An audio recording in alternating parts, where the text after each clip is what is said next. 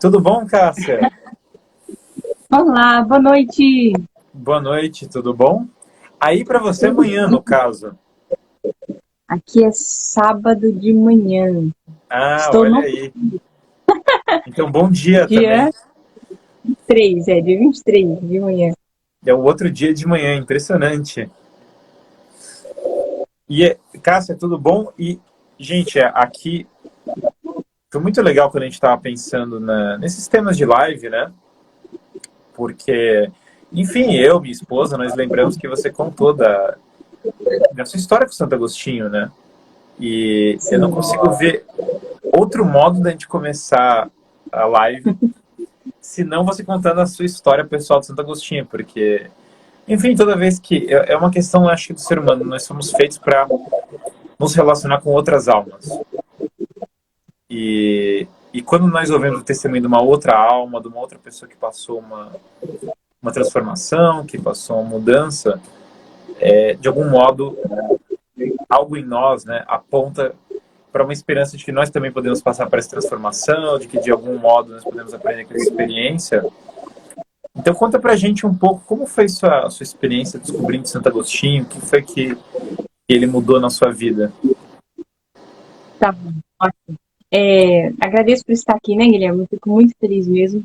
Eu já te contei naquela outra live que nós fizemos que quando eu estava começando, né, a vida de estudos, eu encontrei você lá no YouTube. Nossa, eu e meu namorado, né, eu e meu marido, graças a Deus. Nossa, esse rapaz é um rapaz inteligente, viu? Vamos fazer assim, né? Nós estávamos nos inspirando. Bom, estou aqui, né? Estou muito feliz. Eu trouxe aqui, esse é o livro, exatamente o livro, é essa edição, essa capa, já tá, as folhas já estão caindo, que eu li a primeira vez na década de 20. Eu tenho agora 29, tenho 19, né? Tinha 19. E eu li, Guilherme, e eu não era acostumada a ler, né? E eu fui com duas dores. A primeira dor de me descobrir uma analfabeta funcional, e a segunda dor de descobrir quanto tempo eu demorei para encontrar a felicidade que eu buscava. Isso que você falou é realmente o que eu senti quando eu li Santo Agostinho. Eu li aqui. Então, para quem não conhece Santo Agostinho, essas confissões são as confissões de Santo Agostinho diante de Deus, diante de Deus, né? O que ele descobriu, ele retrata desde quando ele era nenenzinho, como que o ser humano, né? E é por isso que ele é doutor da igreja, né? Ele tem essa visão ampla de como o ser humano busca em Deus sua felicidade. E eu fui lendo, e a escrita de Santo Agostinho é muito bonita, ela é romântica, ela é apaixonante, né? A maneira como ele trata Cristo, meu amado, meu Senhor, faz com que nós olhemos para Deus já de uma maneira diferente logo no início da leitura. Então eu comecei a ler, mas assim, leio que é bom, né? Para agradar ele, eu vou ler esse negocinho, né? E comecei a ler. E eu me apaixonei por Santo Agostinho, por aquele amor. E eu fiquei assim, como que é bom a gente poder olhar para uma pessoa, porque Santo Agostinho estava aqui, né, pessoa de carne e osso, e ele teve muitas misérias que tive, né? Muitas pessoas não sabem, mas eu fui uma católica de fé até os 18. Né? Então eu fiz muitas besteiras, muitas besteiras na adolescência.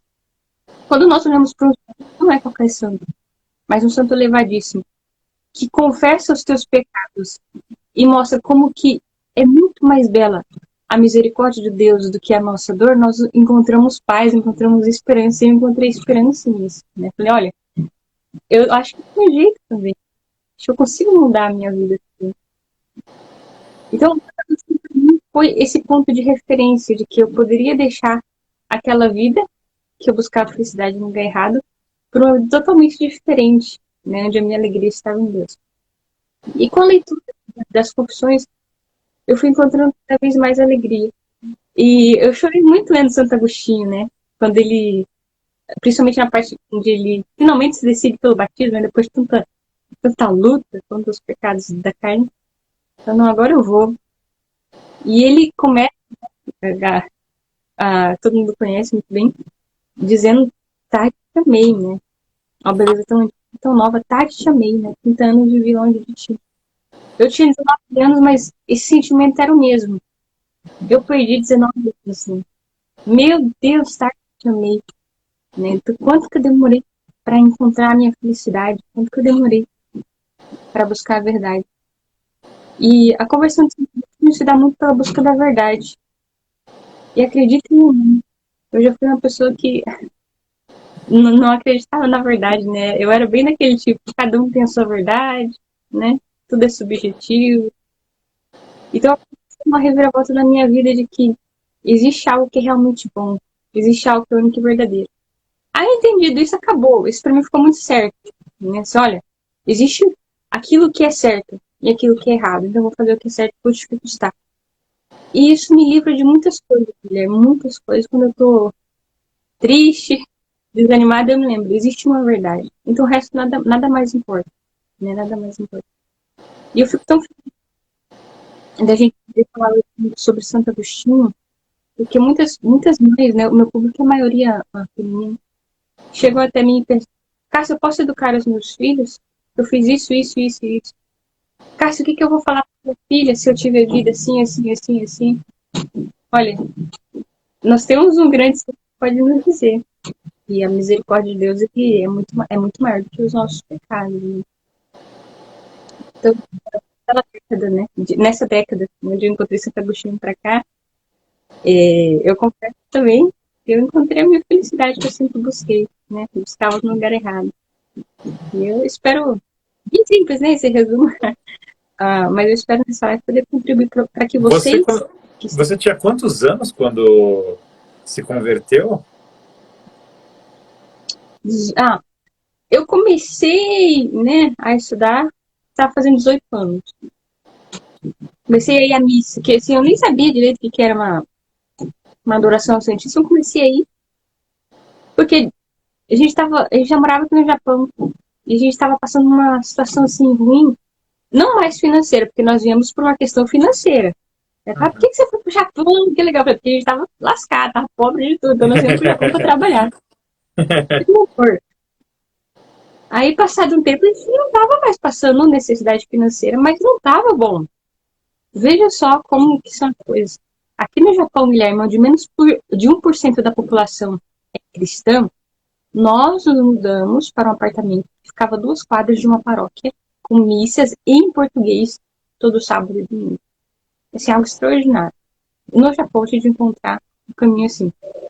E a gente passava em frente, parece que é uma igreja, né? Tem uma cruz. Vamos entrar para ver. Vamos vir rezar um pouco, quem sabe a gente consegue melhorar de vida. E todas as vezes que eu ia, era adoração ao Santíssimo. Eu nem sabia o que era. Mas aquilo era tão bom, né? E o pessoal perguntou, como que você se converteu, caso? Eu falei, foi irresistível. Eu olhei, né, para Jesus, eu olhei pro Cristo e falei, é esse o meu amor, né? É esse o amor. Peraí. Esse é o meu amor. E pronto, eu não pude negar, né? Não pude negar que a gente foi buscar. E estou lá na mesma paróquia até hoje, né? Lá eu me casei, lá eu conheci o Fernando, lá eu comecei a estudar, fiz o meu crisma, lá os meus filhos são batizados e nós estamos aqui até hoje, graças a Deus, tentando, né, ajudar a fazer um trabalho aqui. Passou um ano este ano, esses 10 anos. Você está com 29 agora. Já estou com 29. Eu fiz 30 essa semana, agora me caiu a ficha que eu virei a faixa dos 30 anos. Verdade. Parabéns, 30 anos. Fiz 30 anos agora. Não, e eu me converti um pouco. As idades são parecidas, porque eu me converti ali por volta dos 20, 21, né? E eu tô com 30 agora, então é mais ou menos a mesma. Uma trajetória muito semelhante, né? E eu tive eu acho que Santo Agostinho. Bom, primeiro eu tive um contato bastante. Aulas de filosofia. Eu estudei com um professor que era especialista em Santo Agostinho, né? Que é o professor Joel. Mas eu lembro quando. O que me impactou muito foi quando eu vi o contexto da vida de Santo Agostinho face ao contexto histórico da época, porque Santo Agostinho estava vivendo basicamente uma civilização que estava acabando. Era o fim dela. Ele viveu exatamente no fim dela. ele é um dos últimos romanos do Império Ocidental, da parte ocidental. E aí, quando Santo Agostinho está nesse fim de civilização, a nossa atitude face ao fim de civilização é de desespero, em primeiro lugar, muitas vezes, porque a gente olha e fala, tá tudo desabando, tudo vai acabar, então a nossa atitude é desespero. E Agostinho teve uma atitude muito diferente, porque ele viveu um momento em que a vida dele estava desabando, ele viveu um momento em que ele se converteu e ele encontrou a graça num contexto em que a sociedade estava mal. Então, ele sabia que, independente do contexto no entorno, o próprio Santo Ambrósio, porque ele se converteu em grande parte de Agostinho, vem nas pregações de Santo Ambrósio. E Ambrósio, ele era um bispo que foi nomeado em Milão, na época chamava Mediolano, e aí Ambrósio era uma pessoa de 18 anos que virou bispo. Porque não tinha ninguém na igreja que era melhor, e daí falaram, olha, quem que vai ser o bispo da igreja? Tem um rapaz bom aqui, ele tem 18 anos, a gente ordena ele diácono, sacerdote e bispo, e aí ele começa a pregar. Então era um contexto em que a igreja estava muito perdida, assim, e que, de fato, Ambrósio é um grande santo, mas você vê como havia uma coisa, não havia uma organização na igreja capaz de deixar claro as coisas. E aí Agostinho, face a esse colapso, o que ele faz? Ele fala, vamos construir uma verdadeira civilização, que é a civilização do amor. Porque a cidade dos homens, ela é fadada a cair. Ela é baseada na vaidade, ela é baseada no que os outros vão pensar sobre nós, ela é baseada na soberba dos homens de querer construir uma obra que confunde a causa e o efeito das coisas. Então nós amamos as coisas que Deus criou, mas nós não amamos o próprio Deus do qual elas vêm. E essa cidade dos homens, ela desaba mesmo. É exatamente como vocês estão vendo aqui, porque ela esquece a lei de Deus e ela cai. Ela vai desabar. Esse fim do Império Romano, primeiro ele explica que não é culpa dos cristãos, porque tinha gente que queria culpar os cristãos. Ele fala, olha, não só não é culpa dos cristãos, como os cristãos são exatamente quem tentou avisar e prevenir esse colapso. Porque o colapso tem muito a ver com a decadência da moral. E aí o que ele faz é muito incrível, porque ele começa a preparar todas as bases do mundo medieval. Tudo.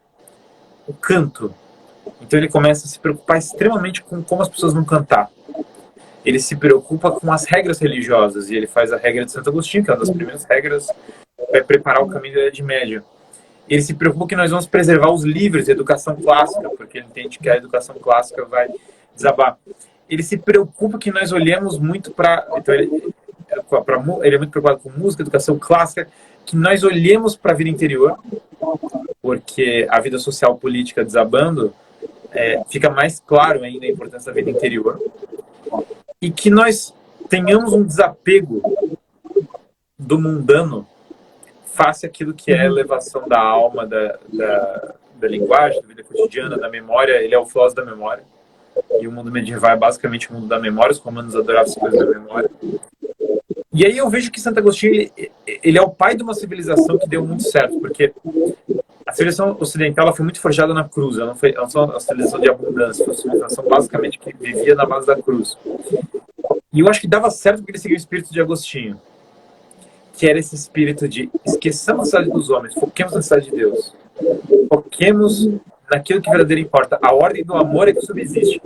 Não são as coisas externas, porque o Ocidente, eu estava até falando isso numa outra live, a gente confundiu um pouco as coisas. A igreja, a gente está numa outra fase, que é depois do mundo medieval, e a gente esquece de como o mundo medieval foi criado. Porque a fase depois do mundo medieval, o sangue dos mártires gerou uma série de efeitos civilizatórios. O que é isso? Os países, as universidades, as escolas, a letra minúscula, a música clássica, os livros, tudo isso veio do mundo medieval. Não tinha livros no mundo romano. As pessoas pegavam essas placas de madeira, não eram livros como a gente tem, essas placas de pedra que tinham esculpidas as coisas, era tudo muito complexo. Para pegar um livro romano era um negócio, um trabalho desgraçado. Esses livros, como a gente imagina, é a versão medieval deles, copiados na mão, com caligrafia. A lá medieval, com letra minúscula, foi a versão medieval. Com essa música, antes da música da Idade Média, não era possível música clássica. E meio que a gente criou essa civilização. Mas o que criou essa civilização não foi não foram pessoas que estavam preocupadas em, eu vou criar uma música, eu vou criar uma... São pessoas que estavam preocupadas em salvar suas almas e entregar sua vida a Cristo. E como decorrência dessa preocupação fundamental, essas coisas foram criadas. Então, na verdade, o argumento que eu estou fazendo aqui é que elas tinham um foco no essencial e por causa disso, essas coisas que são, entre aspas, acidentais, foram todas desenvolvidas. E a civilização que a gente conhece foi criada. No mundo moderno, inverteu isso, porque já tinha todas essas coisas, as pessoas falaram, então o meu foco vão ser essas coisas acidentais. Então, o meu foco é a música, o meu foco são os livros, o meu foco é coisas boas. Eu não estou dizendo que essas coisas não são boas. Mas nós invertemos a lógica. E o efeito é que nós começamos a corromper as próprias coisas que a civilização original criou. Nós começamos a cada vez mais ler menos, cada vez mais piorar a música, cada vez mais fazer isso. Em grande parte, eu acho que é por causa desse ponto que Agostinho sabia, que era, não é que essas coisas elas decorrem de outra coisa, senão da conversão e do contato, porque toda verdade é um ponto que lembrando do magistro dele. Você só consegue aprender a verdade se você for no interior da sua alma, no íntimo do mais íntimo da sua alma e encontrar o mestre interior. E o mestre interior é o próprio Cristo. Por isso que no Evangelho, e eu medito muito nesse ponto, no Evangelho tem isso, que por que me chamas de mestre? Só Deus é um mestre. É um ponto que parece estranho quando você lê, parece bem estranho. E Agostinho tomou esse ponto muito a sério. Ele falou, olha, eu vou viver isso aqui intensamente. Esse ponto ele é fundamental. Que é, a verdade, ela não é algo externo a mim, completamente externo a mim. Está fora de mim, sem dúvida. Mas no mais íntimo da minha alma, ali está o fundamento da verdade. E se eu tirar as máscaras, quando eu olhar para o interior da minha alma, eu vou olhar de volta para o mundo com o olhar purificado. E esse olhar purificado, ele vai ser o olhar da verdade. Então, o princípio de Santo Agostinho construiu a civilização medieval, com todas as suas dificuldades. E nós esquecemos esse princípio, nós esquecemos esse preceito básico. Nós não olhamos para o íntimo da nossa alma. E cada vez mais nós olhamos para fora. Eu acho que mesmo o Instagram, ele é uma ferramenta de você olhar muito para fora de você mesmo. Claro, a gente está aqui subvertendo, entre aspas, a ferramenta, porque a gente está usando uma ferramenta que é cheia de estímulos, né? Está piscando várias coisas, piscam várias coisas na tela, fazem várias coisas, e a gente está usando para pedir para as pessoas meditarem e usarem o interior. Isso eu vejo como um uso muito bom. Mas o ponto que eu vejo é que a nossa cultura ela é toda para nos tirar dessa vida interior, nos tirar dessa vida de descoberta da alma. E a filosofia de Santo Agostinho ela é essa descoberta. E quando eu vejo o seu trabalho, eu vejo o seu trabalho como um trabalho que é muito agostiniano. Ele é muito agostiniano. Graças a Deus. Porque é como se as pessoas chegassem para você com preocupações exteriores, certo? Preocupações que são de fora, que estão no mundo. Que não é ruim isso, é uma coisa boa, as pessoas querem resolver esses problemas. E aí você, usualmente, dá uma solução que envolve uma mudança interior, e olhar de volta para essas mesmas coisas, né, com um olhar que foi transformado pela visão interior. Então eu sempre cheguei muito, quando eu propus esse tema, eu sempre cheguei o seu trabalho muito como um trabalho agostiniano, um trabalho de fazer esse movimento de interiorizar as coisas e depois olhar de volta com serenidade para o mundo. É porque, de fato, eu não acredito que há outro caminho que seja eficaz. Não acredito. Se uma mãe, né, geralmente vem até mim com uma dor, com uma infelicidade, eu não posso dizer para ela que a infelicidade é causa do outro, que provém do outro. Porque não é. E isso eu descobri com o Santo Agostinho. Né? Quando ele faz essas confissões, ele escreve a respeito das reflexões que ele teve, buscando essa verdade, buscando esse amor, não era das coisas de fora, porque de fora ele tinha experimentado tudo. Tudo que a molecada tem vontade de fazer, ele fez. Ele tinha dinheiro, ele tinha mulher, né? Ele bebia, ele ia para as festas de alta classe, ele tinha conquistado aplausos porque ele era um ótimo orador, né? Sanguíneo, imagina, inteligentíssimo. Professor de retórica. Retórica. Ele conseguia falar e conquistar quem ele quisesse. Isso ele teve por muito tempo. Mas não tinha alegria, não tinha felicidade. Então foi, né, esse olhar para dentro, e é tão, entre aspas, bom ver a luta interior que Agostinho tinha, Porque a gente tem também, né? Eu tive também a questão, olha, eu sei o que é a verdade, né? Eu já sei que eu preciso mudar de vida, mas tá tão bom aqui do jeito que eu estou. Existe essa preguiça, né? E ele fala, nossa, ele estava morto, né? Agora eu entendo. E ele vai trazendo as confissões, e, na verdade, essa obra é uma grande catequese. Uma grande catequese. Quem pegar para ler, se debruçar sobre essas páginas, sai dali catequizado. Porque ele trata do mal, trata da questão de Deus, da pessoa, porque o ser humano está aqui.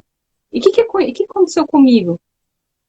Eu estava lá na minha adolescência e eu fui criada com a maioria das mulheres, né, dessa minha geração, para conquistar o mundo, né? Olha, minha filha, você vai estudar, vai se formar, você não vai depender de homem nenhum. E eu tinha essa cabeça aí mesmo. E falei, como? Isso não pode estar no mesmo caminho que o amor, porque eu comecei a estudar um pouco mais a questão da fé católica, que eu não conhecia. Olha, eu fui batizada, fiz primeira comunhão, mas não sabia nada. Não sabia, eu sabia o Pai Nosso, algumas orações. E daí eu fui buscando. Bom, se existe uma verdade, deixa eu ver o que ela é. Para que ela serve? O que isso vai fazer com a minha vida? Não é? E como eu disse, isso ajustou todo o resto. Nós deveríamos buscar este caminho, muito mais aquele caminho de Deus é um conforto para minha alma. Ele é a alegria da minha vida, ele é. Mas ele tem esse caminho que é reto. Olha minha filha, existe o que você pode fazer, existe o que você não pode fazer. Então a mãe que chega até mim e me conta as suas dores, que são dores reais, eu confesso, eu preciso fazer um trabalho de grande caridade para olhar para essa mulher e me lembrar de que ela não sabe o que eu sei. E de que um dia eu já fui como ela. Né? Que eu já chorei por outras coisas que não fosse a vontade de estar unida a Deus ao máximo. Porque hoje, depois que eu me converti, eu acho que você sabe disso, o nosso sofrimento já não é mais porque nós não temos certas coisas terrenas, conquistas. Os nossos sofrimentos é porque nós não conseguimos ser bons como nós deveríamos. Isso que dói. Eu continuo sendo miserável, eu preciso melhorar. Essa é a dor que nós temos hoje. Antes, não. Antes era uma dor assim, eu quero ser amado e não encontro este amor, né? Aí eu olho para essas mães. Uhum. Sim, pode dizer. Não, continua. Você vai falar das mães e eu não vou interromper. Não, só para finalizar, então. Eu olho para essas mães, né? E o que elas têm? Infelicidade. Falta de um grande amor. É isso que é. É isso que é. Quando eu explico, eu falo, olha, você não limpa bumbum de neném. Entendeu? Você serve a Deus. Você não é escrava do teu marido. Você serve a Deus, você ama. É isso que ele nos pede, é sair de si. E eu explico a questão de que Santo Tomás, vocês falaram dele ontem, né? Fala sobre a alegria, que ela é consequência desse servir, dessa caridade. Aí as coisas começam a ficar claras, como um dia ficou para mim. Né? Porque antes não estava claro. Assim, olha, é como uma criança, né? Fala, olha, fulano, não faz isso.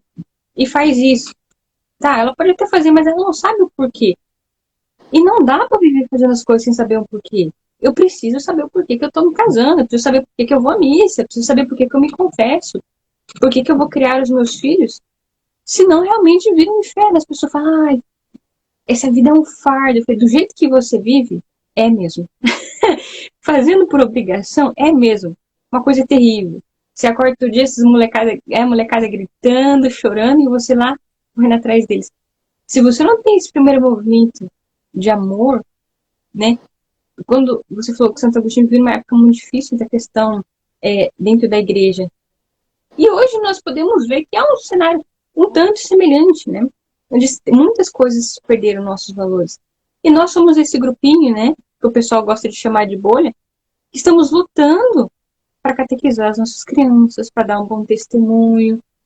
Então a gente não pode mesmo olhar por de fora. Não, mas olha lá, tem pai matando filho, tem família se destruindo. Tem. Mas a gente não perde a esperança. Nós fazemos aqui. Agora, eu gosto de falar para as mães assim, olha, a gente começa... Você quer salvar o mundo, né? Você está chorando pelas crianças da África? Ai, tô. Então começa com a tua família, né? E isso que foi o que me ajudou muito. Essa questão moral. A minha confissão diante de Deus. O que eu estou fazendo como mãe, como esposa? Eu. Começa por mim. Senão é tudo um teatro, né? A primeira luta é a alma individual, né? primeira luta é nós arrancarmos o nosso pecado, porque qualquer outra luta, de certo modo, ela não existe se essa primeira luta não é a verdadeira. Não existe. É um teatro. É como chegar no marido e falar, olha, você faz isso de errado. Nós não faríamos isso se tivéssemos um olhar que primeiro fosse julgar os nossos atos. Quando eu entendi isso, né, nossa, meu marido faz isso, que me deixa assim. Aí eu pensei, quem sou eu? Né? Quem sou eu? Vou falar um caso aqui, né, que é um caso doído, né? A traição, por exemplo. O marido me traiu, não merece um perdão nem nada, tal. Aí eu falo assim, mas o que nós pensamos? Porque nós conhecemos o nosso eu, né? E os nossos pensamentos? Quantas vezes nós traímos o nosso marido em pensamento? Talvez só não fizemos o ato porque nos faltou oportunidade. Não por virtude, não por caridade. Né? Que o coração ainda está cheio de treva. E aí, se você fala sobre o trabalho agostiniano, é isso que funciona de verdade. Pegar essas mães, essas mulheres e falar, olhem para vocês. No final das contas, é entre você e Deus, né? Você vai responder a Ele, não ao teu marido, não aos teus filhos. É a Ele. E nós encontramos pais nessas conversões, né? Eu encontro pai na conversão dos santos, né? De outras mulheres, de outras famílias. Porque parece que não é possível. Mas é. Né? Existe um caminho que eu posso trilhar junto. Eu tenho uma coisa que eu nem... Santo Agostinho, eu lembro que teve um período que eu fiquei muito tempo estudando. Eu peguei um semestre, fiquei bastante tempo estudando a filosofia dele, assim, tentando entender. O meu curso, por exemplo, de leitura e memória, ele foi todo baseado em Santo Agostinho. A maioria das pessoas não é óbvio isso, porque eu comecei com as técnicas de leitura, com técnicas de memorização, mas na verdade a base filosófica toda do curso era Santo Agostinho, tudo, 100%. E é engraçado, porque o curso tinha algumas aulas, e a última aula, certo? É uma aula sobre a filosofia da memória em Santo Agostinho.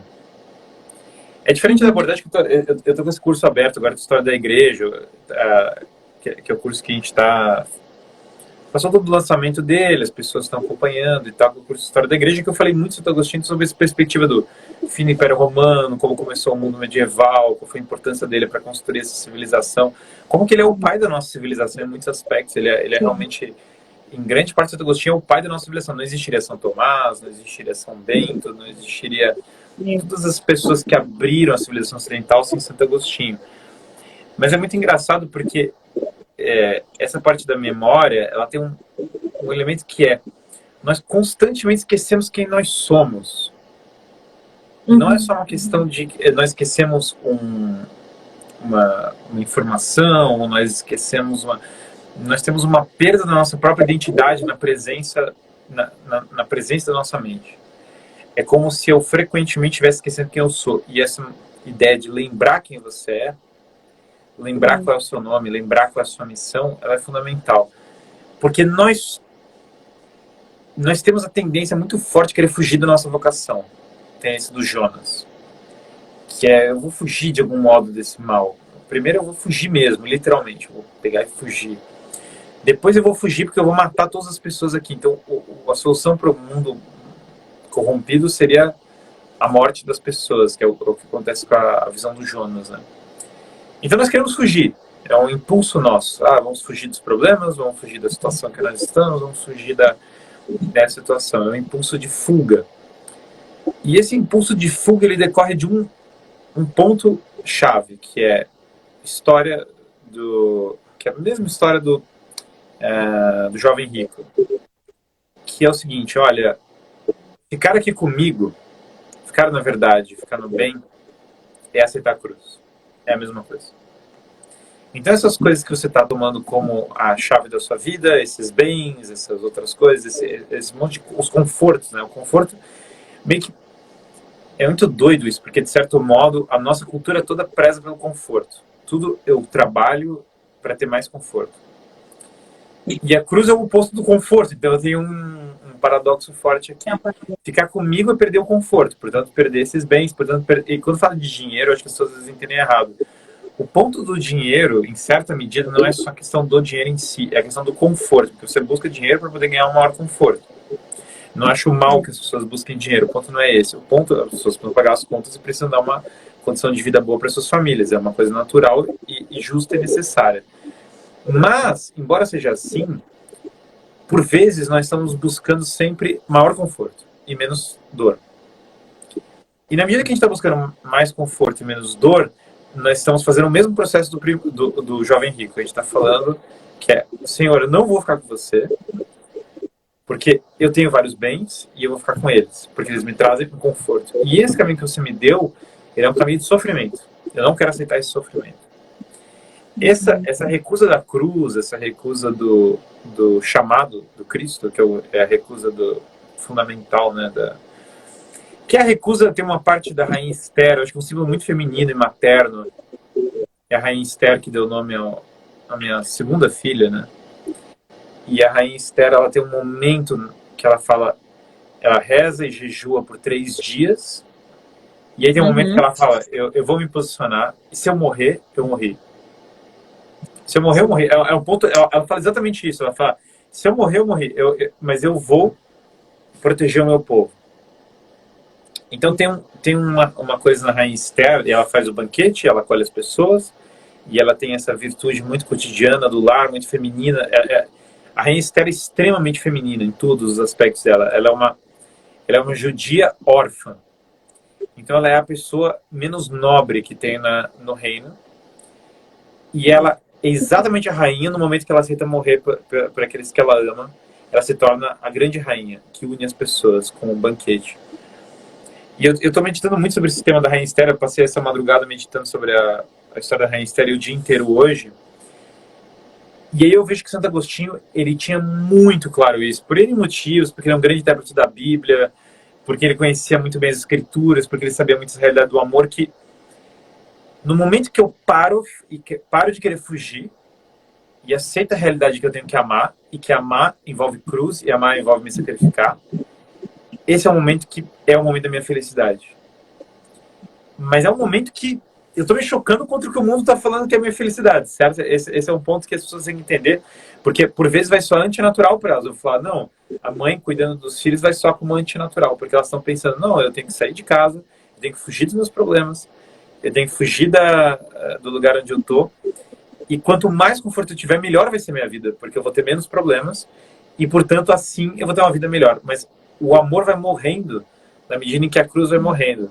E na medida que a cruz vai morrendo e o amor vão morrendo, ambos vão morrendo em conjunto, essas coisas vão se desfazendo no toque. Elas vão se degenerando. Então esses prazeres que a pessoa está imaginando, esses confortos, eles não duram. Eles vão se desfazendo, eles vão se degenerando. Você toca neles, eles viram pó. É exatamente como a história também mesma história do filho pródigo, que sai de casa, e esses prazeres começam a virar lama muito rápido, né? E ele prefere ser servo na casa do pai, que é um sofrimento, que é uma dor, do que ser autônomo no mundo. Então eu entendo que a questão da mãe de família, a questão da mãe que cuida dos filhos, tem um motivo do porquê há um ataque infinito contra a figura da mãe de família. E esse ataque é muito sutil. Sai de casa, pare de cuidar dos filhos, pare de sacrificar pelo marido, pare de fazer isso. Eu acho que isso tem um motivo muito grande, porque se isso acontece, de fato, a mãe de família não tem casa para ninguém voltar, ninguém vai ter uma casa para voltar, ninguém sabe o que é uma casa. Porque os homens não vão dar um clima de casa para lugar nenhum. Os homens, claro, podem contribuir para esse clima de casa, eles podem ajudar, eles podem estar dentro dela, mas os homens nunca vão dar o clima de aconchego e acolhimento que as mulheres são capazes de dar para suas casas, que as mães, em especial, antes de tudo as mães, são capazes de dar para suas casas. Então, não tem a jornada do herói, não tem o trajeto, se não tem uma casa para voltar, não faz sentido. E aqui eu acho que nós temos um mundo muito sem casas, sem lares. Não tem lares, os lares não são aconchegantes, os ritos sociais dos lares não são assim, não tem alegria quando as pessoas chegam no lar, é tudo meio... é tudo meio impessoal, meio, tá aqui, é tudo meio fora de padrão. Essa perda do lar, eu acho que ela é a chave. E Agostinho, claro, ele inclusive fala, porque Agostinho tem uma mãe que é chave para a conversão dele, que é Santa Mônica. E se não fosse a mãe dele, não teria Agostinho. Então, o lar dele, a figura da mãe, é o que garante a conversão dele. Eu acho que isso é uma coisa que a gente não poderia deixar de falar, porque eu visitei o túmulo de Santa Mônica quando eu estive em Roma, e eu tive a honra, graças a Deus, de rezar na frente do túmulo de Santa Mônica, e isso me lembra isso, porque o Cristo tem Nossa Senhora, Agostinho tem a mãe dele rezando, Constantino, que falam tanto, na verdade, a grande virtuosa na história de Constantino não era Constantino, a pessoa mais virtuosa não era ele, a pessoa virtuosa era a mãe dele. A mãe dele era a grande pessoa virtuosa, que era Santa Helena. E hoje nós não focamos assim, não, qual foi a importância, o jogo político de Constantino? Qual foi a importância? Isso tudo é fundamental, claro. Mas as pessoas, para entender a história da igreja, não vão entender a história da igreja olhando ela apenas sob o ponto de vista do fato político maquiavélico. Não é assim que vai funcionar. Por que Santo Agostinho fazia isso? Porque as pessoas estavam querendo tal coisa? Não. Por trás de todas as histórias tem uma mãe que conduziu essas pessoas. São Luís foi feito santo pela mãe dele também. São muitos casos. É realmente uma coisa... A quantidade de mães que fizeram os filhos santos e esses filhos mudaram o mundo é incalculável. E aí, eu acho que esse é o ponto-chave. E é por isso que eu acho que essa atuação agostiniana com as mães ela é muito importante. Ela é praticamente das coisas mais importantes que tem para ser feitas. Não falo isso como uma coisa, é uma bajulação para a figura da... está bajulando a figura da casa. Não é nada disso mesmo. É que eu abro às vezes meu Instagram e eu vou passando o rolo, assim, sabe? E daí eu falo, não, o que me interessa desse negócio? Assim, eu fico pensando, o que me interessa? E eu penso assim, bom, as mães amarem as suas vidas, se converterem no interior da alma, aceitando os sofrimentos desse mundo. Isso me interessa. Porque aí parece que está sendo transformação real. É isso. Santo Agostinho, né, ele fala algo belíssimo da mãe dele, que a mãe dele deu a vida a ele na carne e no espírito, né, porque ela gerou ele e deu a luz, e resultando pela conversão dele, que conseguiu a salvação. E ele tem esse reconhecimento, né, em várias partes ele cita como que a mãe dele foi preciosa, como que ela insistiu, como que ela teve fé, e desde sempre, né, tanto que ela não quis batizar ele, né, falou assim, não vou batizar esse menino não, vou catequizar e depois eu batizo, né. E quando ela tá lá chorando por mais uma vez, achando pra Santo Ambrósio, mulher, eu fico imaginando, assim, vai embora, mulher, chega, Deus vai atender, né? É impossível Deus não ouvir tantas lágrimas de uma mãe assim. Isso também traz conforto para mim, como mãe, de que se eu fizer bem o meu papel, não pelos meus filhos, de verdade, né? Isso é uma coisa que às vezes causa escândalo, né? Eu falo para as mães, olha, tua felicidade e a tua salvação não depende nem do seu marido e nem dos teus filhos. Assim, como assim? Como assim? Eu amo meu marido, amo os meus filhos. Evidente, eu acredito, também amo os meus.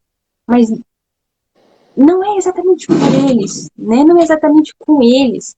Isso me traz paz, porque senão quando meu marido fizer cara feia pra mim, eu jogo tudo pro alto. Quando meu filho se misturar com outras tribos por aí na adolescência, eu jogo tudo pro alto. E não pode ser assim. Essas frustrações de agora não podem nos tirar um foco daquilo que é eterno. Então, a questão das mulheres da mãe não é por acaso que falam para as mulheres, né? Olha, o teu trabalho como dona de casa, de coitadinha, de inútil. E nós acreditamos nisso, eu acreditei nisso por muito tempo. Aí eu quero convidar a uma reflexão. Se o trabalho de gerar e educar homens e mulheres é inútil, o que é útil nessa vida? O que mais que vale a pena? Então, os grandes santos, né, da nossa igreja, ou mesmo os médicos, os filósofos, os artistas, passaram por uma mãe. E é visível o quanto pesa a figura de uma mãe na vida de uma criança, né, na adolescência, na vida adulta. É um peso enorme. E quem vai pagar por isso sou eu, entendeu? Eu não quero ter que receber um salário ruim porque eu fui omissa, porque eu fui covarde. Eu quero receber um salário digno, né? Porque, olha, você amou quem deveria ter amado. Isso para mim é muito claro, muito claro. E estar no Instagram é bom para mim, né? Eu sou de um temperamento frio, né? Recolhida. As pessoas falam, nossa, você fala, você faz live, você é simpática, nem parece melancólica. Isso para mim é uma questão de caridade. Eu gosto de viver recolhida nas montanhas com os meus.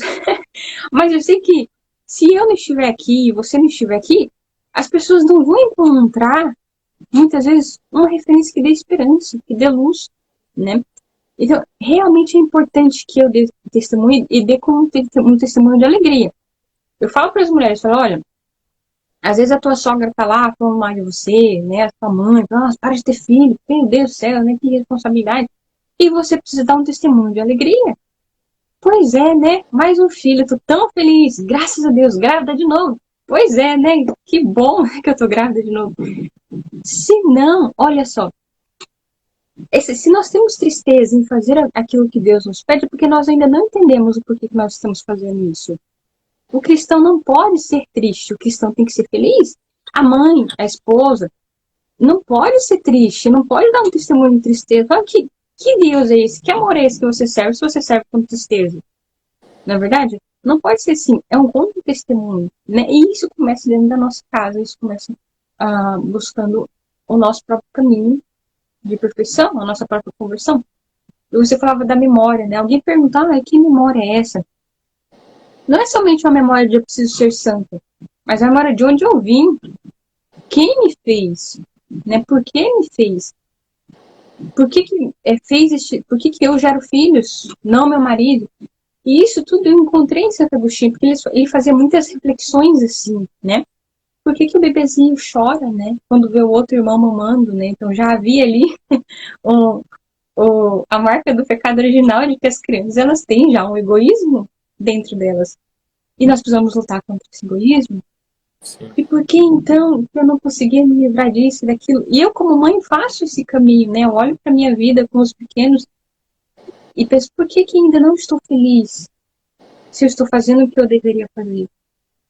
E vejam, o problema, mais uma vez eu repito, nunca é externo. O problema é sempre comigo. Sempre comigo. E é bom assumir essa culpa, porque você assumindo a culpa, você assume também a solução do negócio. Eu não preciso culpar ninguém, nem meu marido, nem os meus filhos. Eu posso viver as dificuldades que cabem a mim com alegria, né? Sim, eu falei com a sua esposa. É exatamente o que Cristo fez, Sim. né? O que o Cristo fez é exatamente assumir a culpa. Exatamente. Inclusive que não era dele. No caso dele, nenhuma era dele. No entanto, no nosso, uma boa parte é nossa. Nós merecemos, né? Assim, eu preciso disso, né? Eu preciso, senão, eu penso, se eu não tivesse esses filhos, tô gerando o quinto, né? E tudo partiu no outro. Né? Vocês estão trilhando esse mesmo caminho. E é muito bom. Porque não há assim, eu não vou fazer. Eu não vou acordar de madrugada. Você vai, entendeu? Você vai fazer, você vai servir, você vai amar. Você, Guilherme, assim, não, eu não vou trabalhar hoje não. Tô cansado. Não existe isso. Isso não é uma opção para você mais. Claro. Você vai ficar, existe alguém que necessita do teu amor, do teu trabalho. E aí eu entendi uma coisa. Por que o trabalho santifica? Porque nós somos obrigados a deixar a preguiça, deixar o egoísmo, deixar a verdade, né? Quantas vergonhas, quantos perrengues nós passamos por conta dos filhos. E isso vai nos mostrando que não importa muito o que as pessoas falam, não importa muito se a gente tem dinheiro ou não.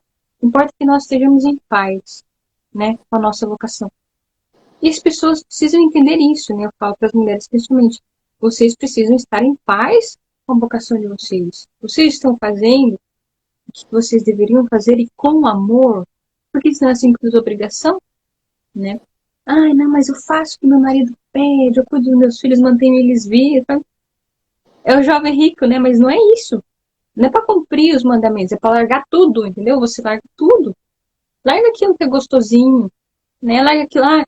Quantas mães com filhos ficam sofrendo porque não pode tomar café com as amigas, porque não pode fazer a unha no salão, porque não pode cortar o cabelo com tal frequência.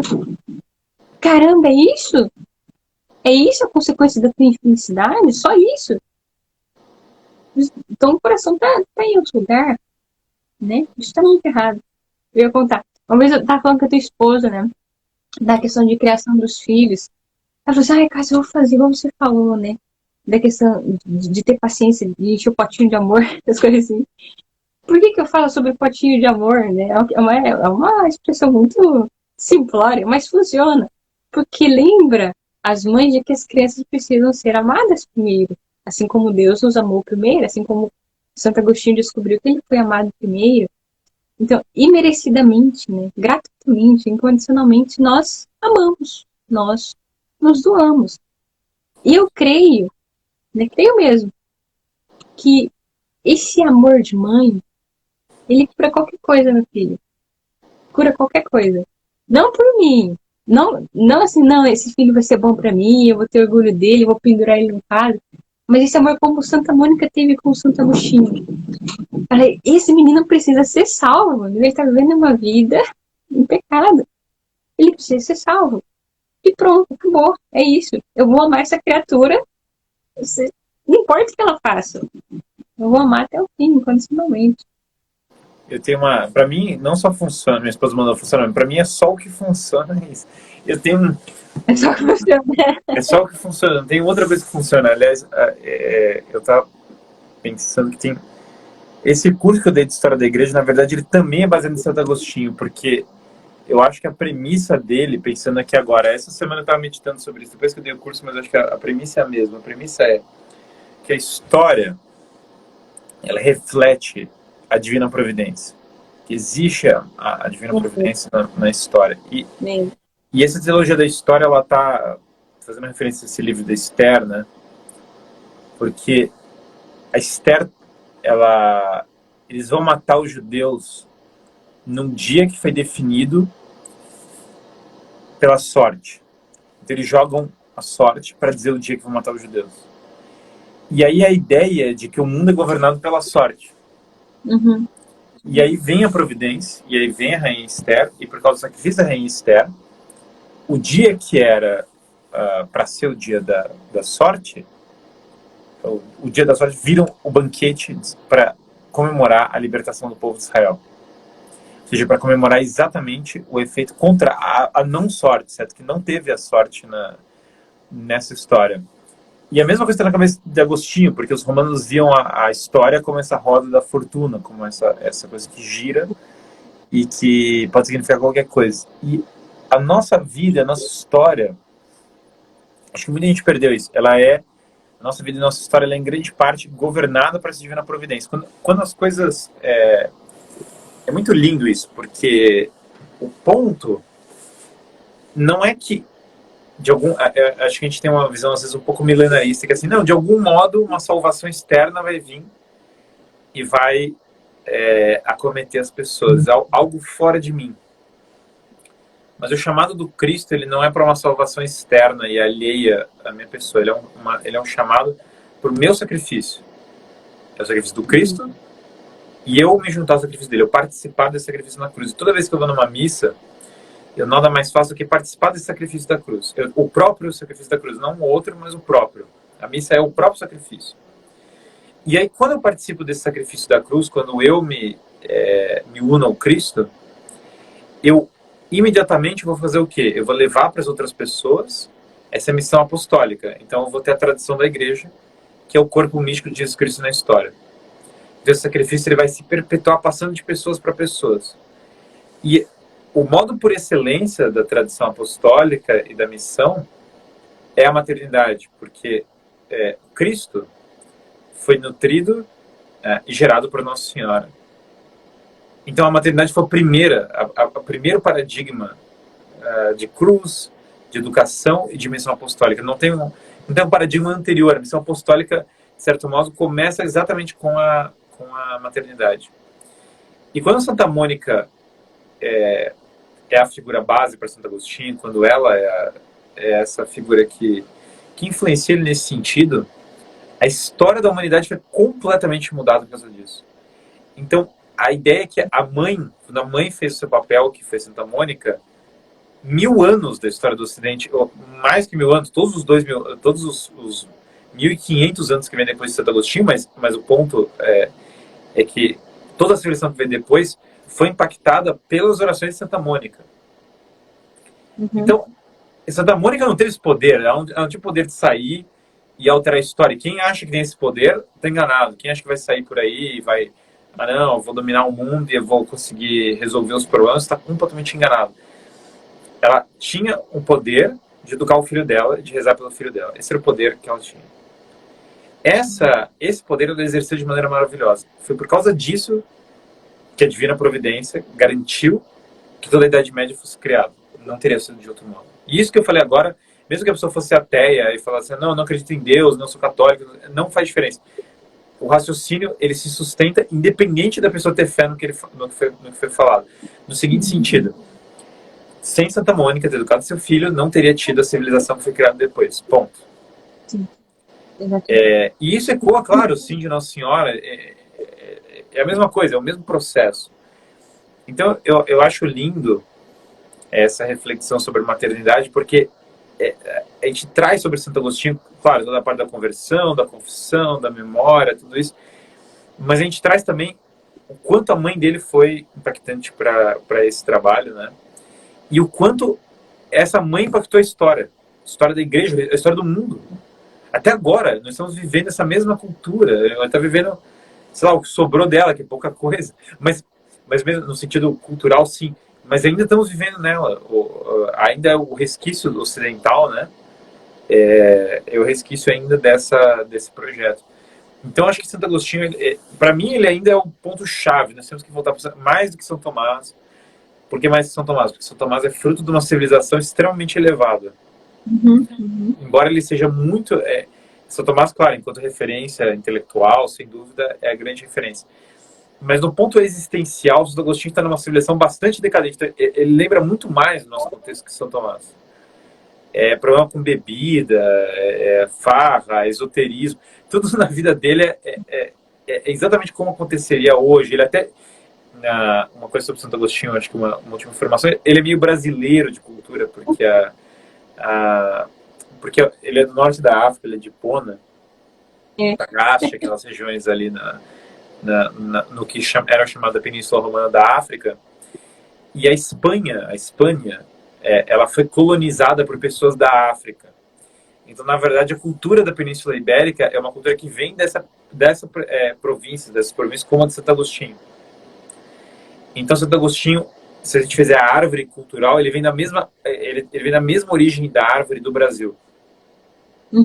É exatamente a mesma história. Do Agostinho era de uma cultura africana, tinha mais miscigenação, tinha um jeito mais alegre, tinha alguns vícios mais praieiros, que era bem o tipo de coisa que vai passar um pouco mais para Espanha e Portugal, e de Espanha e Portugal vão chegar no Brasil também. Então, há uma conexão, claro, bastante indireta, né, que é tão imediata, mas uma conexão entre o tipo de cultura que ele vivia. Então, eu acho que ele é um modelo para nós, ele é um grande modelo. Eu gastei um tempão, acho que tem uma das aulas do curso que eu dei de História da Igreja, que eu fiquei praticamente só falando de Santo Agostinho. Poderia ter feito mais, poderia ter dado só uma aula só sobre Santo Agostinho, ia ter ido um pouco. Mas eu acho que esse é um tema que me alegra muito. Cássia, nosso tempo está estourando aqui. Cássia, muito obrigado, sempre é um prazer imenso. A minha esposa está de prova, toda vez que eu falo para ela, eu falo, olha, dos perfis que eu mais gosto é o seu, com certeza, no Instagram. Eu sempre falo para ela, olha, o perfil que eu gosto da Cássia. Por causa de tudo isso que a gente falou, eu acho que agora fica óbvio, eu acho que eu não tenho que explicar porquê. Mas para mim é sempre uma honra estar falando com você, sempre uma alegria e um momento de aprendizado para mim. Igualmente, muito feliz de estar aqui, né? Para poder finalizar, já que a gente passou um pouco a falar sobre as mães, teve uma época, quando eu tinha 2 filhos, eu acho só, e fui chorar com o meu confessor, eu queria fazer algo mais. Eu parei de servir na paróquia, eu parei, né, gente, eu fazia muitos trabalhos pastorais, porque agora eu só cuido das crianças, né? E eu queria partilhar com vocês a voadora que eu tomei no peito, né, do meu confessor, e ele falou assim, e você quer fazer o que de mais importante, né? Você, a mãe precisa ser mãe. E ele diz, nessas palavras, assim, o seu trabalho, né, e eu falo para vocês, mães, o trabalho da mãe é como Cristo no tabernáculo, né? É escondidinho, ninguém vê, mas ele sustenta o mundo, né? E a gente falou de Santa Mônica, de que as orações dela ecoam em nós até hoje, né? Até hoje mesmo, de fato, concretamente, literalmente. Vejam como as palavras de Santo Agostinho foram para mim grande remédio, né? De tantas dores, tantos pecados que eu vivi. Foi também para o meu esposo, né? E aposto que vai continuar sendo, né? Até quando Deus permitir, de um alcance que só Deus conhece. E nós precisamos estar convictas desse nosso papel com alegria. Né? Nosso trabalho, ele não é aplaudido hoje em dia, né? Imagina, Cássia aí, para um filho por ano, né? Fica aí dentro de casa. Coitada dela, né?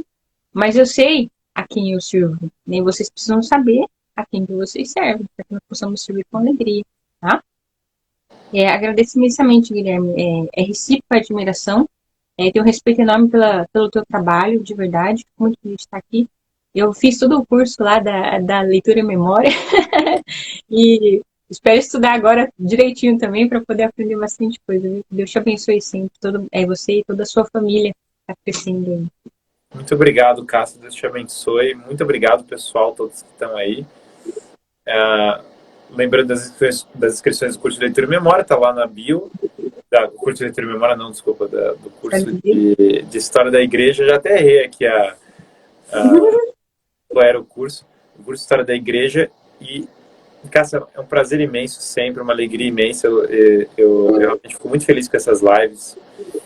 Fiquei até meditativo aqui no meio da live, assim, fiquei pensando assim na minha própria vida, em quantas coisas a gente realmente tem que buscar e procurar de melhora em busca da vida eterna. Então, te agradeço demais por esse momento de reflexão. Gente, um grande abraço aí para todos, uma boa noite para todos. Uma boa noite, pessoal. Obrigada. Tchau, tchau.